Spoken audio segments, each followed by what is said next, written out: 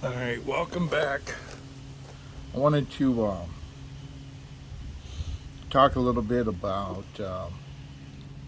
what a brush cartridge is, what a brush gun cartridge is, and I'll talk about my ideas on what a brush gun is. But I'm not going to do any shooting in this video. There's a lot of videos out there where people do this again and again, and the results are well known. If you want to see those, they're available. But I wanted to go through some of the physics behind what's going on. There seems to be maybe superstition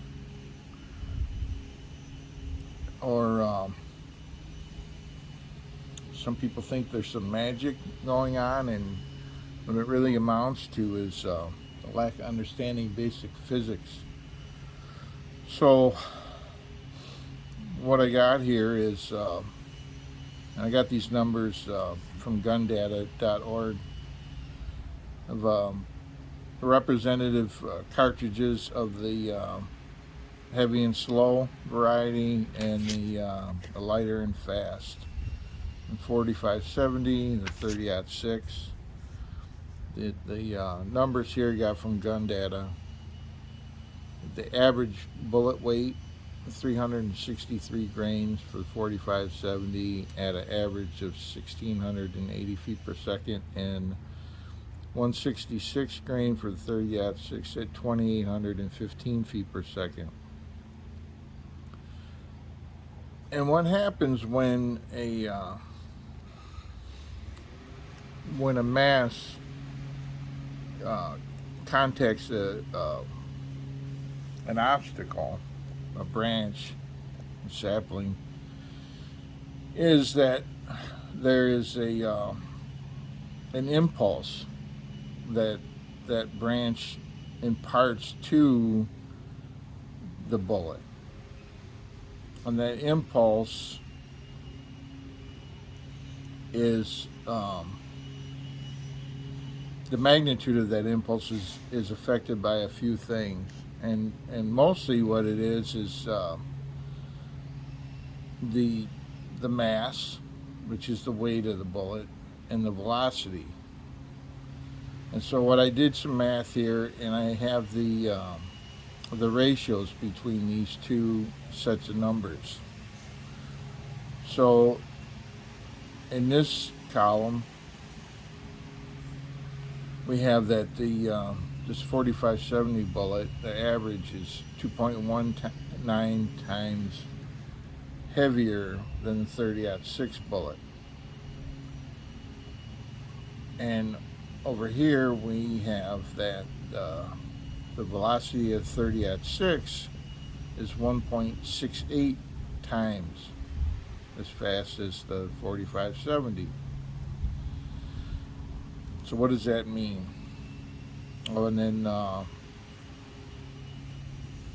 we'll get to this. This is the combination, the result that I have between the two.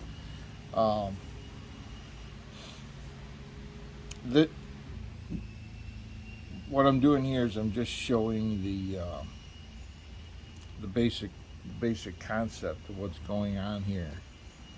There are a lot of variables we just don't know. We don't know how big the branch is, but we're going to assume that all else is equal. So the branch they would have contacted would be equal. It would be struck equally. I'm going to ignore bullet shapes for this. I'm going to, let's see, yeah, the size, the type of branch. I mean, you could sit down and collect a bunch of data from now until the end of time, and you're going to end up with the same conclusion, which is that it's unethical I think, to shoot at an unwounded animal and rely on the cartridge, the caliber, the bullet, or the gun to save the day when it contacts some intervening object. So what we have, what we end up having here is this line would represent the path of the bullet, and here it would strike a. Let's see if we can. Yeah, okay. It would strike a branch, and at this point, it would be deflected. Either of these would be deflected, but the question is, relatively compared to one another, how much? Well, the branch is going to impart whatever whatever force that it can, based upon its density and its size. That's beyond our control. What is in our control is the choice between these two. So when we look at the mass, the mass of the difference in the mass between these bullets puts the 30-06 here at just under half the mass.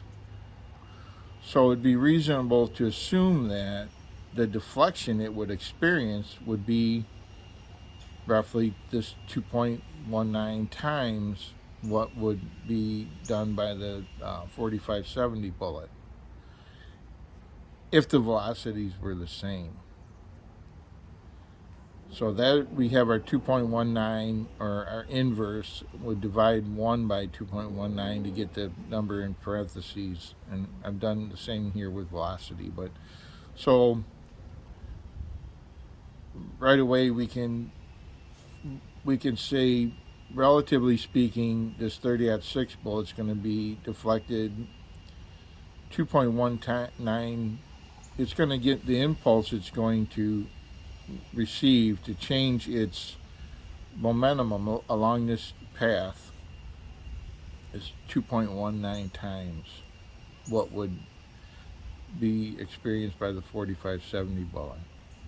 At the same time, it is traveling, the 30-06 bullet is traveling 1.68 times faster than the 4570.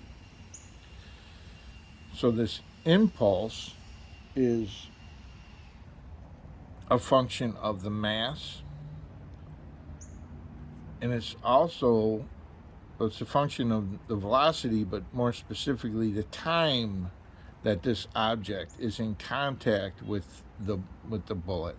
So in this case, 30-06 has the edge because its time is 0.595 that of the 4570. Or looking at it the other way, the 4570 bullet is in contact with the branch for 1.68 times as long as the 30-06. And if you think about, if you like, one example was baseball. When the batter hits the ball, the longer the bat is in contact with the ball, the farther the ball will go. Well, it's the same idea here. So we have a balance. We have a balance between these two factors, the mass and the velocity, and I've divided them. And what we end up here is, between these two bullets fired at these two velocities, I have the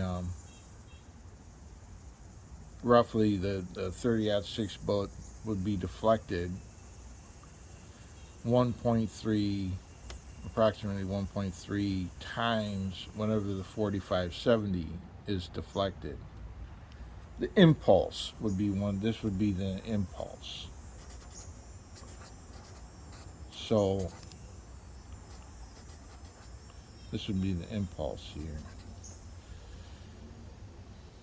So what does that mean? Well, what that ultimately means is once we hit this stick and the impulse of some value starts to deflect our bullet, either one, it's gonna go off on this tangent here.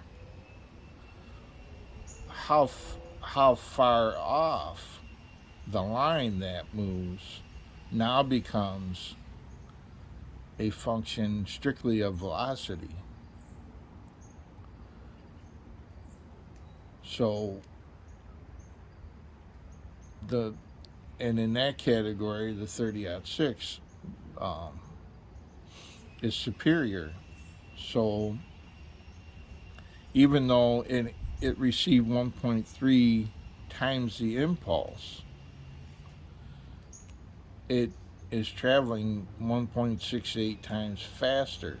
So we could divide, and I haven't done that, so we would divide that 1.68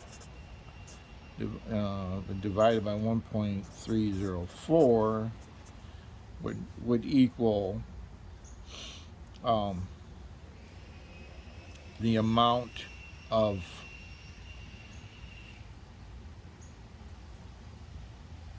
let's see.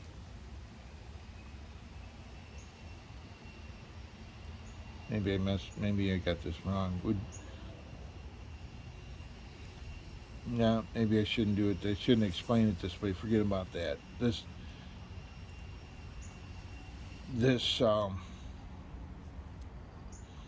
The amount of deflection at the target, assuming that the target is at the same distance beyond the obstacle, the amount of this deflection is a function of time, is velocity and time. So a higher velocity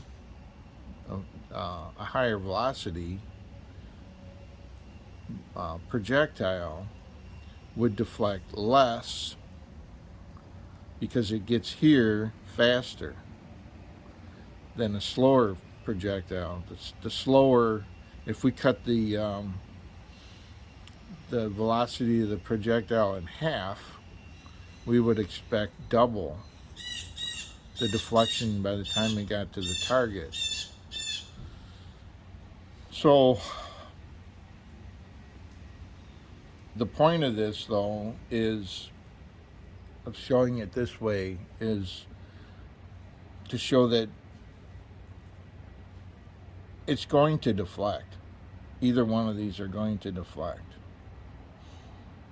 How much? We don't know. But you take you go to the range and you have your rifle and you sight it in, and you're proud of these cloverleaf groups that it cuts in the paper at whatever distance you sight in, and then all of a sudden you introduce a variable of vegetation, and suddenly your 1-inch group turns into an unpredictable group of 6 inches, 10 inches, 20, who knows, right? Depends on how far our bullet travels from the obstacle to the target after it's been upset. Just not to even mention whether it becomes destabilized and hits directly point on, so it can perform as designed. It could be tumbling by that time and hit sideways and have lost a lot of its velocity. So the bottom line is, in my opinion,